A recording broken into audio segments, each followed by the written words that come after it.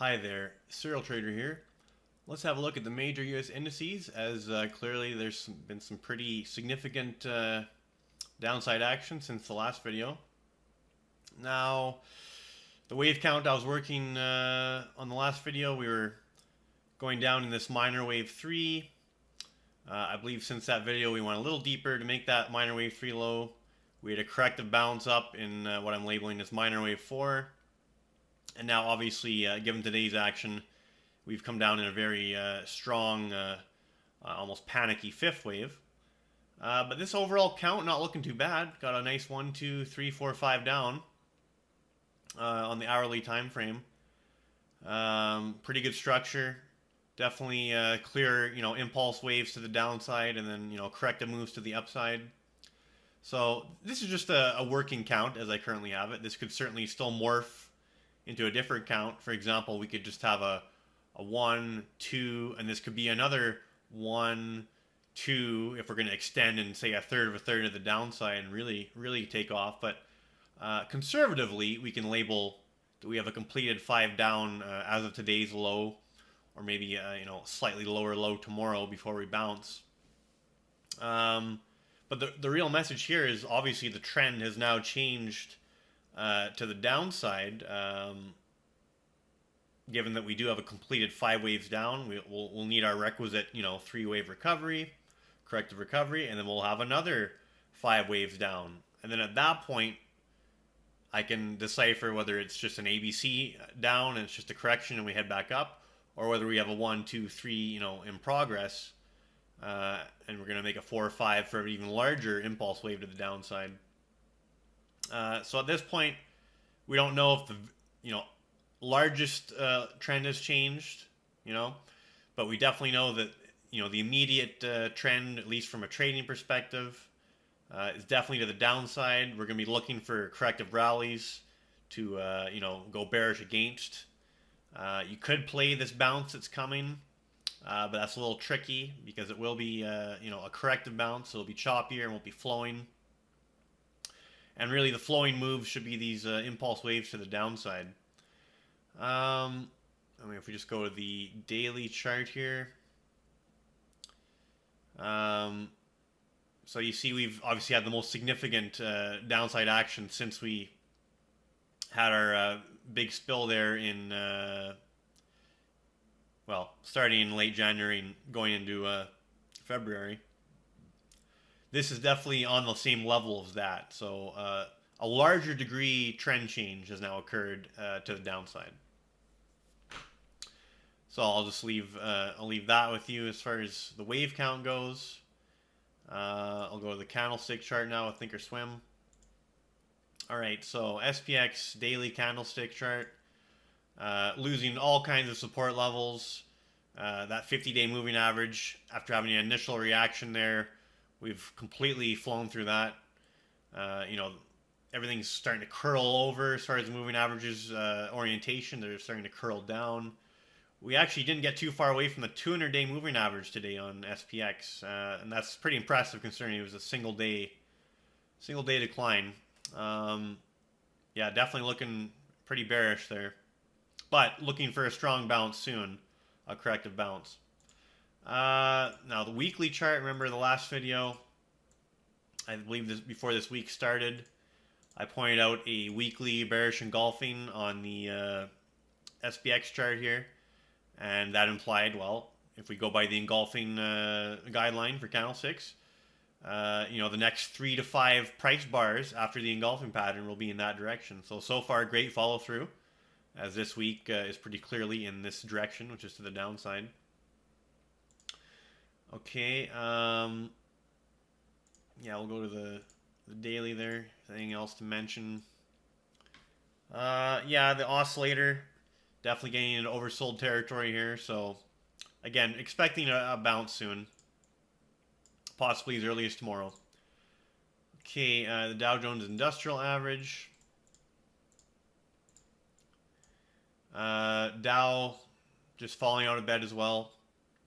Lost 50-day simple moving average. Not so far away from the 200-day moving average. But again, the Dow should also probably bouncing pretty soon here. And the Dow's wave count might need a little more action to complete. Maybe we got a 1 down, 2 up. This is just a 3. We need a 4 or 5. So the Dow might still need to drop some more before it really gets bouncing. Should be interesting to see how correlated the indices are during this kind of decline. Usually they're fairly correlated. NASDAQ Composite Index. And here's the biggest victim so far. NASDAQ Composite. So not only did we get down to the 200-day moving average today very quickly, we closed well below it near the lows of the day, which is something we didn't even do back in this February decline. Okay, see, we got close to the 200-day, but we didn't actually get to it. And same with here, maybe here to a lesser degree. So this is a pretty significant technical development that we actually got below and closed below the 200-day moving average on the NASDAQ Composite. So tech might be leading to the downside, just like it was leading to the upside when we were trending up. Let's see here. Clearly, 1, 2, 3 down in progress on the NASDAQ. Very clear. And let's see, we got way through that 1.618 relationship. Did we get through the 2.0? Well through the 2.0. So we're getting way down there as far as fib relationships between 1 and 3. So very strong third wave. I'll just get rid of those because no point in displaying that anymore. Now there's no question we're in a third wave down. Okay, now the NASDAQ Composite, I also pointed out in the last video, we had that real nasty weekly bearish engulfing last week, engulfing 4 prior weeks.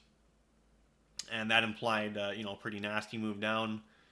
And, the next 3 to 5 weeks, just going by the candlestick alone to the downside. Well, so far, great follow through. We're just closing in on that 50-week simple moving average. Which, wow, yeah, we haven't tested the 50-week simple moving average since here. And when was this? 2016, June 27th of 2016.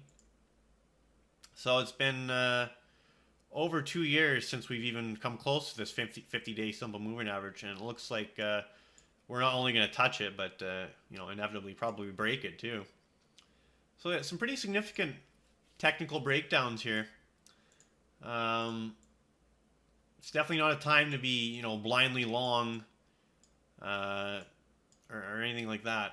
You should really be rethinking your investments or your strategy if you are overly long at this point. This should really be grabbing your attention because this is a change in trend. The way trend trading works, well, the larger trend that's in place is more likely to continue than to reverse at any given time. Yes, that's true. And that larger trend, for a very long time has been to the upside. But now, at least on this daily chart, if not the weekly chart, and maybe even later than that, if not the monthly chart, we are seeing a big change in trend. The higher high, higher low uptrend is broken now. And now we're having, lower lows and lower highs. So until that changes, you should be positioning for things in the direction of that trend, which is now down. Okay. Okay, Volatility Index, some pretty clear signals here too. So I was saying before, as long as we could stay below these, resistance levels on VIX, that we could remain bullish on the larger uptrend for stocks. Well, VIX has broken its down to sideways trend. VIX is now in an uptrend, making higher highs and higher lows. Also breaking multi-month resistance levels on VIX. And in fact, we haven't seen this level on the VIX, this high, since the most recent one that's close to this level would be, let's see what this bar is. That was, I'm going to say April. Yeah, early April was the last time we had VIX around this level. So multi-month highs in VIX. VIX changing into an uptrend, looking quite bearish for stocks here. And also VIX closing near the highs of the day. And if you see in many previous VIX spikes, you at least got a bit of a rejection off of the VIX highs for the day. Not today. Today was a very strong conviction bearish day. Closing near the lows of the day on the indices, closing near the highs of the day on VIX. That's a significant change. Okay, that's probably good for all of that. So I guess the underlying message here is, if you've been caught overly long, use the next corrective bounce to get out of those positions.